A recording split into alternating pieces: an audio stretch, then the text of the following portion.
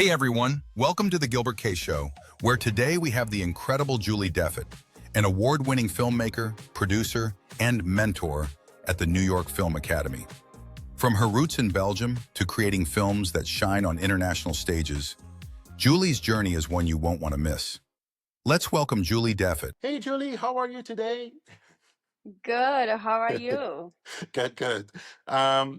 Welcome to the show. And before we dive in, let's take a moment to watch a clip from one of your films. What are we going to see or listen Sounds to? sounds great. We're gonna see The Breakup. A Yeah, clip from The Breakup is a short comedy that I co-directed with Nick Van Graham. excellent. So let's watch it or listen to it. Ellis, this isn't working out.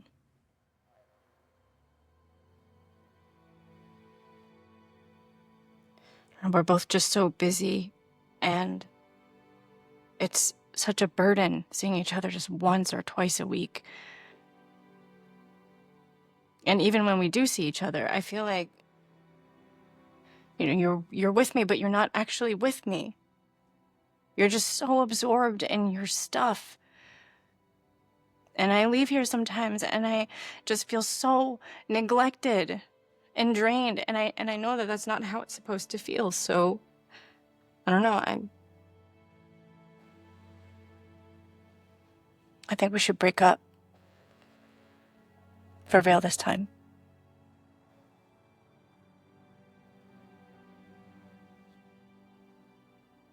And scene. Oh my God, that was beautiful. The way you just hung in there and delivered those lines, you completely took over the room. And that thing you added about whatever being neglected, that felt so real and raw. Ellis, what the hell? What? I thought it was great. No notes. Those weren't lines. This isn't a scene. I am actually breaking up with you. Okay, great. Could you start telling me a little bit about yourself and what sparked your interest in producing or acting? I'm originally from Belgium. I moved to New York City 12 years ago to pursue filmmaking. Um, my interest in film started when I was a child and then a teenager. And there's one particular film that made me want to work in the film business. It was a film by Robert Altman, so an American director, called Company. And I saw it at a theater in Liège, where I'm from. That had beautiful red curtains that would open and close, and it was a real cinema experience, and it was very special to me as a child. And I saw that film, and it was a mix of feelings, but as a teenager, I was confused to see how much I could relate to the characters and how real it felt, and I didn't know that cinema could be that. And it made me realize that you can really go deep and experience someone else's life through that medium. And it made me, and that's the day, I think I don't know, I think between 13 and 15. And not only I decided I wanted to work in film, but I wanted to be a director. So it's been a long journey. That's amazing. That's amazing. So, what was one of your most memorable experience when you started out? Oh, good question. So many experiences. I think, filmmaking is such a journey. Like, so much happened constantly. If I have to pick one, when I made my first short film, so it's called A Little Sister, I had no money. I was in New York, trying to stay. So in order to stay in New York, I had to be established as a filmmaker as much as possible. And I wanted to make a short film with, again, no money. And I lived in Red Hook at the time, and I would go to every single restaurant. I needed a restaurant/bar location, and I would go to every single restaurants and bars in the neighborhood and ask if I could shoot there for free. Now, being a producer and much later in life, I realized how big of an ask that was. But at the Yeah. time, I was just young, and I just would ask everybody. And of course, most people said no. And one very nice lady was like, yeah, sure, why not? And it was a beautiful, actually, pizza place called Pizza Moto, I think it's called. Yeah, near Red Hook. Yeah. And she literally just gave me the keys and let me do whatever I wanted all evening, Wow. all night even. Like, and she told me just put the keys back in the mailbox. And I wish I would. Actually, I could. I should go back and thank Oh my her. God. Maybe I don't know if she's still there, but that was like one of those moments where you finally catch a break, because in filmmaking we rarely catch a break, and it's very hard, and you have to really, really believe in what you're trying to make. But Mhm. yeah, that was a beautiful moment where things just worked out. Wow, that's amazing how she trusted you like that. That's Yeah. amazing. It happened to me too. I thought I was the only person. Somebody gave me their keys and they just left. Um, in a art gallery, they had like very expensive Oh paintings, and then wow. they just gave me the for the whole weekend. And this Oh lady, wow. she left. She said, "Okay, these are the keys," and then just put them like you, same kind of situation. Yeah, it's amazing Okay. how things happen. It's great karma for them, and Yeah, I'm sure we pay back in other ways. So of yeah. course. Yeah, that's great. So how would you describe yourself in 3 words? um 3 words. I would say ambitious, Yeah, uh adaptable, which I think for a filmmaker that's a good quality to have, as we know, yeah, and sensitive. that's great. So what's one fact about you that most people might not know? A fact about me people don't know. Good question. Uh, Something I'm thinking of right now, and a lot of people know because I'm pretty outspoken about it, but I was Yeah, very dyslexic as a kid, and or dysorthographic. I was having a really hard time with words, but also yeah, numbers. So it took me maybe a little bit longer than your usual, child to learn. And but I think it's part of, what makes me an artist now. yeah. That's amazing. And what hobbies do you have? What do you do for fun other than filmmaking? Okay, well, the biggest one, and I feel like all filmmakers should do that, is I go see movies at the theater. I just went last night. I saw a David Lynch film here at Syndicated. But also see, the new movies that come out. I see everything at the Yeah, theater, yeah, because that's important to me. And that takes a lot of my time. of Uh, course. I also I'm also just curious in general, I think, about art, and Hmm. I used to do a little bit of pottery. I want to go back to that. And then, the usual working out and trying to stay healthy. Yeah, yeah, Traveling. I travel a lot too, which is very yeah. important to me as well. That's great. Um, so my next segment is a small game we play on the show. It's called This or That, and the Okay. theme is directing or producing. And in this fun game, I will give you 2 options, and you have to pick the one you like the most or the one that fits you better. There are Okay. no wrong answers, and if you don't need to explain your choice, you don't have to. It's all about quick, fun decisions to show us more about you, so for the audience to get to know you better. Are you ready, Julie? I think so. Let's go. Why not? Okay, let's do it, Julie. Wide shot or close up? Close up. Long take or quick cut? Long take. Natural light or studio lighting? Natural light. Handheld camera or Steadicam rig? Steadicam. Action scene or dialogue scene? Dialogue scene. Improvised lines or scripted dialogue? Ooh, that's a tough one. I go back and forth, but I'll say improvised lines. Single camera or multi-camera? Single camera. Silent film or sound design? Sound design. Practical effects or visual effects?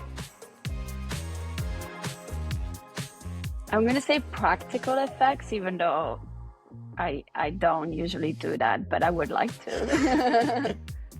Yeah. Auteur vision or collaborative approach? Auteur vision. Okay, great. That was good. That wasn't so bad. I know, that's amazing. That was quick. That's great. Let's move on to the next segment. Can you tell me a little bit about the journey or inspiration behind your project or work or any project? I think the inspiration behind every project that I make is really about like trying to find a way to connect and to help show my vision of the world or my understanding of what it's like to be a human from either my personal experience or like what I see around me and what I hear from friends and family members and partners. And I think I like to try to put on screen an experience so that someone else can, for that few minutes or for that hour and a half, like they can experience something different in their lives and maybe understand the world from a different lens. And I think that's really the magic of cinema, and that's what's important to me. I was a very shy kid and very sensitive kid, and I think cinema was, my best friend, and how I learned how to be human, really. It was through cinema, and it was very important to me. So now I know the power that it has, and yeah, I want to be a part of that, and I want to make films that have an impact on other Yeah, people. that's amazing. So, how did your experience shape your approach to directing and or producing or experiences? Good question. Well, I think as humans, like we bring to anything that we do, we bring our past experiences. And I Hmm. think maybe my sensitivity helps me like talk to actors and maybe connect to them. And then it makes me, maybe I hope, helps me connect with them in a way that, because I experience myself some of those like self-doubt and sensitivity, if I want the characters to have to represent that, then I know how to express it or connect. And again, I think my love for cinema and my experience being a viewer first um, influences the kind of films that I'm making, and I'm just taking bits and pieces from all the filmmakers that really impacted me, like the Ken Loach, the Mike Lee, the very like I'm most interested. I love cinema in general, and I love entertainment, and I'll watch pretty much anything as long as it's good. But the films I'm trying to make personally are more what they call like social realism, like a little bit of a more Hmm. like a European take on cinema. So I think my experience um, with these films, especially as a teenager, at years that were very impactful in my life, really Yeah. influence what I'm trying to make now. Okay, great. So, how do you? Um, so, are you type of director? Are you are you on the technical side or on the actor side or both? Like some directors, they just they just focus on the actors and let the DP or cinematographer take care of all the technical stuff, lighting, all that stuff. And some they're like very hands on. They know inside out the whole thing. So what type of director are you? Good question. I like to think I'm both, or at least Okay. that's the aim. Like that's the goal. Like once, I'm a work in progress. We all are, but Yeah. I would like to be both eventually. I think right now my comfort zone is a little bit towards the technical side Hmm. because I it's just I've always been on the crew side, so I understand a little bit better that dynamic. I also Yeah. teach at New York Film Academy, and most of my students are cinematography students, Yeah. and I learn and I get to direct some films with them and work on projects with them, and I'm really close to my student, and I like working closely with them. And yeah, sometimes we bring actors last minute, and it's people we haven't really had the chance to really connect Yeah. with. So that's the thing. But I think as I develop in my career, I think directing actors is so important. And I take a workshop here in New York with Cornelius Organ. He's an actor from the Actor Studio, and he does these workshops near Times Square where he shows how to direct actors and how to talk to actors. And I've been taking a few of those workshops, and we're close friends. So I'm aiming to be better at talking to actors, and I think it's so important. At the end of the day, you don't have a film if you don't have good actors, and acting is very difficult, as we know. I think people don't realize, and I want to be both, I guess, to answer your question. Yeah. So how do you balance, like every director has their own vision, right? And some argue, they say the film is a collaboration between the teams with different departments. So how do you balance and make sure, because when you see a certain like Scorsese's or Wes Anderson or Tarantino, right away you know that's their signature, right? This is their vision. Yeah. You know, it's like this is their brand.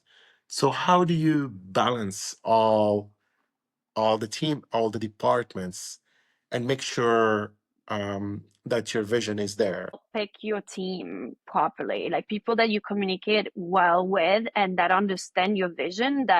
And if you become more and more comfortable with those people, usually you won't even have to talk. They already know what you're looking for. Like you already did all that work before being on set. So that's important. And then it's like really staying true to your vision, but being open, as you said, to everybody's input. And it's a fine line. And when you're on set, you have very little time and everything needs to go fast. So I try to really hear everybody, and then I'll make a decision. And then if people push back after I make my decision, I push back and I said, this is what we're doing. And usually a professional DP or gaffer will accept that, or a professional actor will accept that, as long as there is some rationality and logic and you can explain why you make that decision. But I think it was actually Tarantino that said, the job of a director is to have a vision, is not to make the vision happen. That's the DP, that's the actor. They are the ones actually doing the job. But the director, the whole job is to know very clearly in your head what you're trying to do. So that's a real job, and it takes a lot of prep, and it takes a lot. When I get to a set when I'm not ready yet, and I don't have answers for everything, I realize that I'm not doing my job properly. And it's okay sometimes to say, honestly, for this very particular question, like, I'm not sure that I care or that I have a clear answer. It's okay once in a while to say that. But for the most part, I think, the idea of a good director is someone who knows clearly what they want and is able to communicate that and being open-minded all at the same time. So do you storyboard your shots beforehand, or? What I do, and obviously nowadays with the phones, and I have a camera as well, like what I like to do if I have the ability is to pre-shoot everything, not with the actors most of the time. It'll be like with stand-ins. And because I'm an editor as well, I will, in a perfect world, I pre-shoot everything and then I edit everything so that I see, oh, this cuts well, cuts well, so that I know. And then, I screen grab and I have everything ready. So when I'm on set, if I, it gets hectic on set.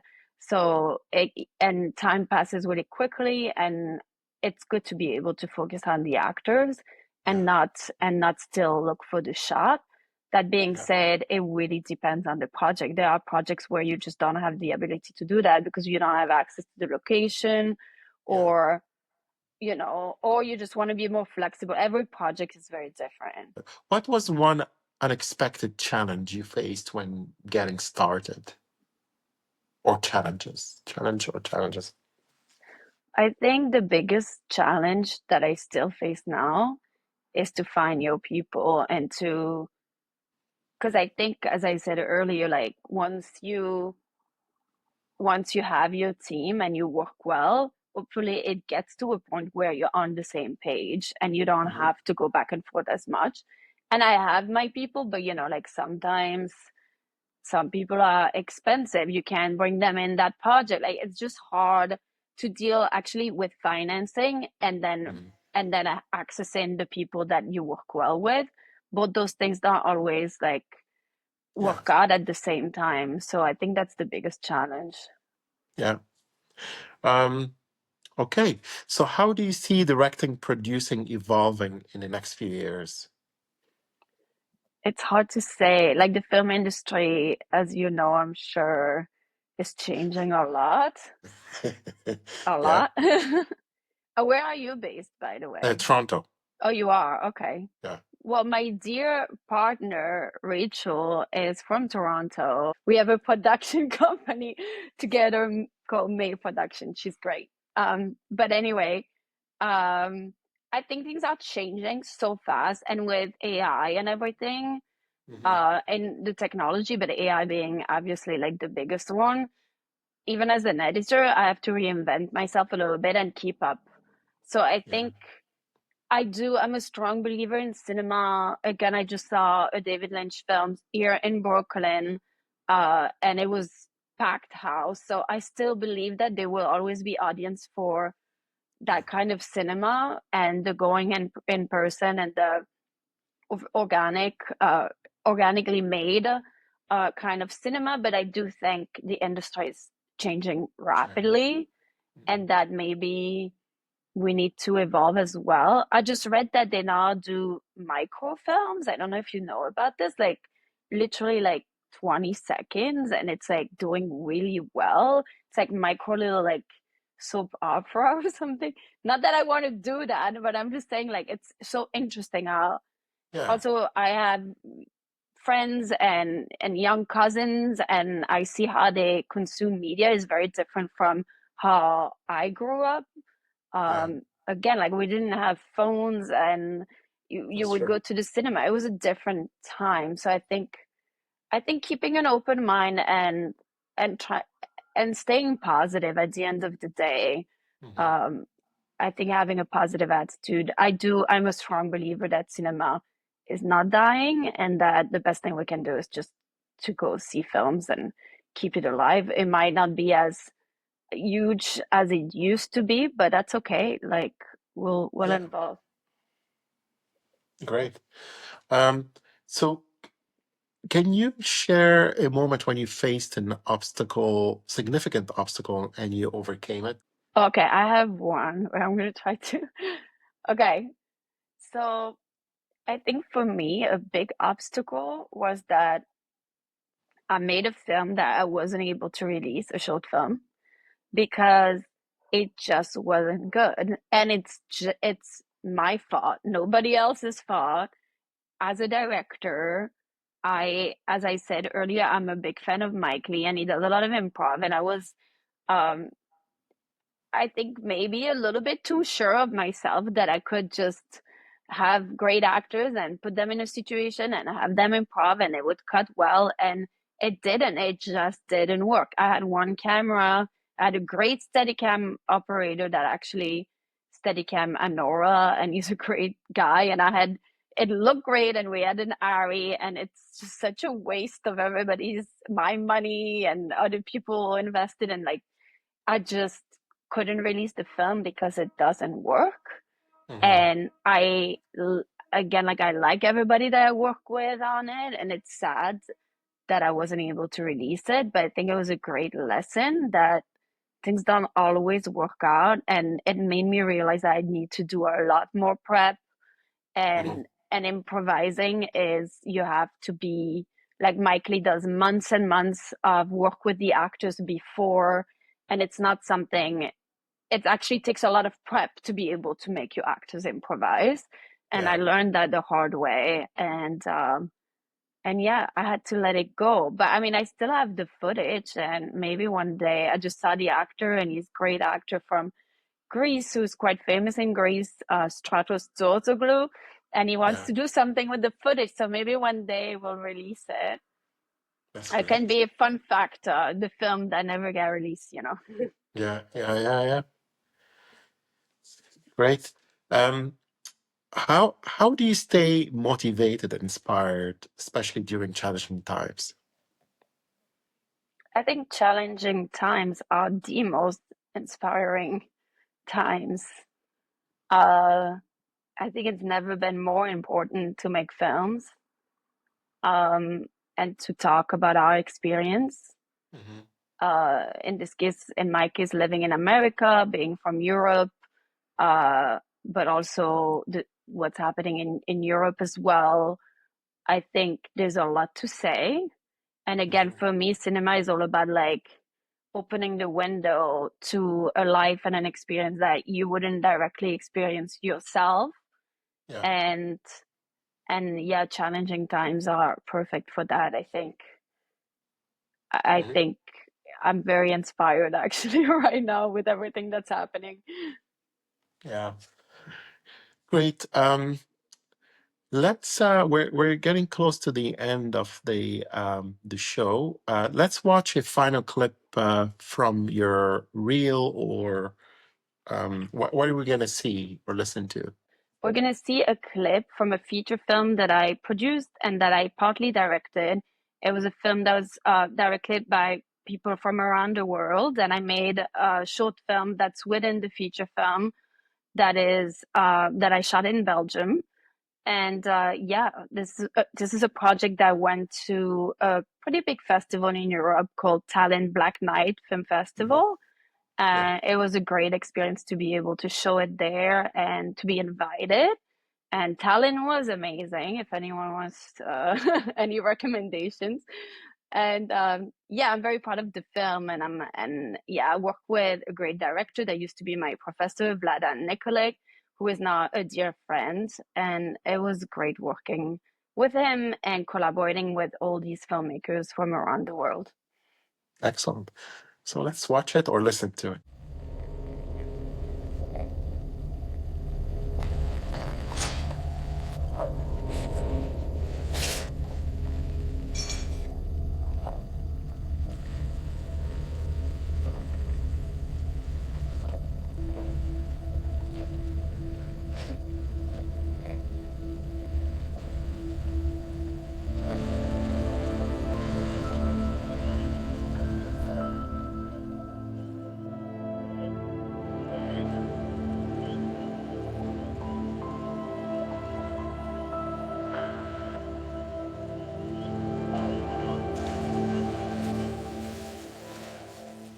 Sophia, tu viens de faire un tour avec moi?